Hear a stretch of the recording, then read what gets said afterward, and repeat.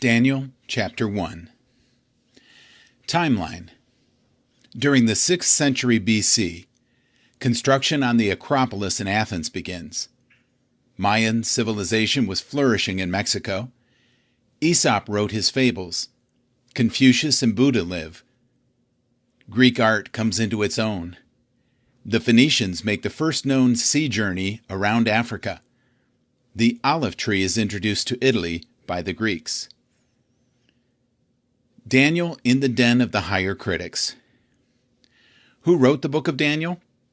The author mostly speaks in the third person, except for chapter 8 verse 1, chapter 9 verse 20, and chapter 10 verse 2, where he speaks in the I, Daniel form.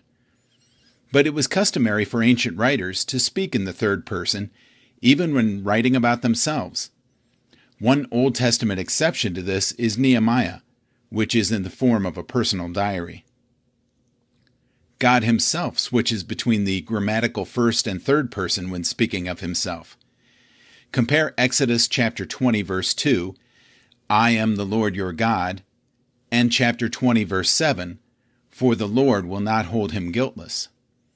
So clearly, the book of Daniel claims to have been written by Daniel himself, and the fact that it is written mostly in the third person does not contradict that claim.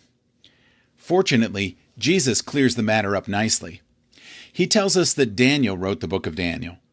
Therefore, when you see the abomination of desolation spoken of by Daniel the prophet, Matthew chapter 24 verse 15, and Mark chapter 13 verse 14. Ezekiel, who was a contemporary of Daniel, knew of him and his godliness. Even if these three men, Noah, Daniel, and Job, were in it, they would deliver only themselves by their righteousness, says the Lord God. That's Ezekiel chapter 14, verse 14. Daniel describes events of the 2nd century before Christ, especially the period 175 to 164 BC, with such precision that critics have held that it had to have been written after that period, during the time of the Maccabees.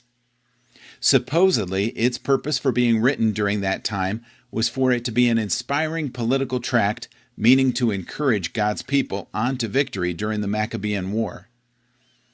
The first one to suggest a Maccabean date for Daniel was the Neoplatonic philosopher Porphyrius of Tyre, 3rd century AD.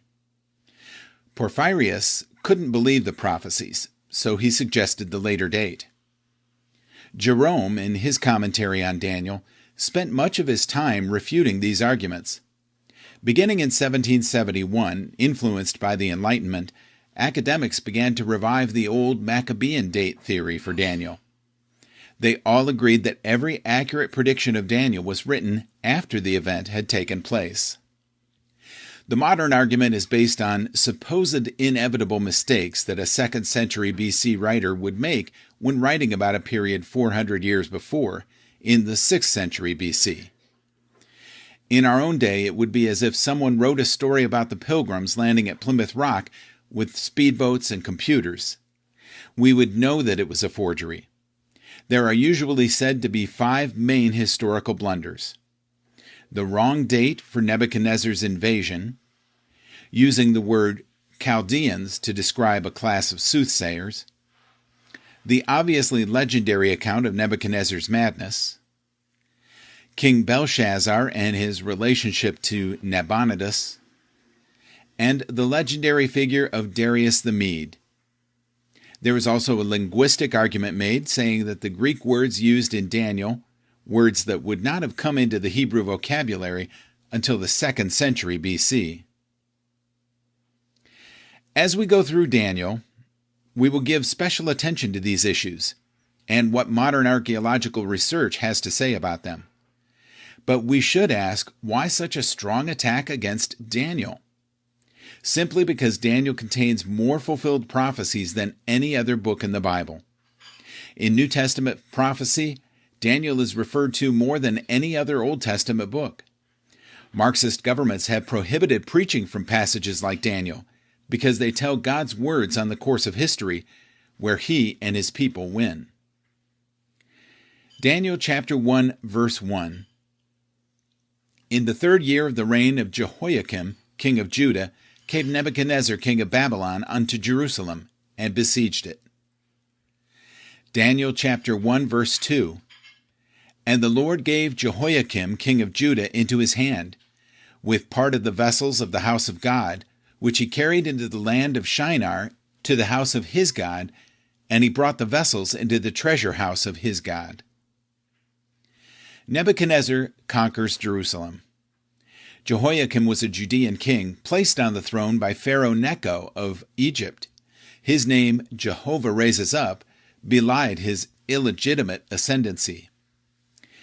Nebuchadnezzar is a Hebrew transliteration of the Babylonian name Nebu-Kudurri-Utsur, which means Nebu protects the crown. Why did Nebuchadnezzar come down against Jerusalem? Because the Pharaoh of Egypt invaded Babylon. The young prince Nebuchadnezzar defeated the Egyptians at Carchemish. Then he pursues the fleeing Egyptian army all the way down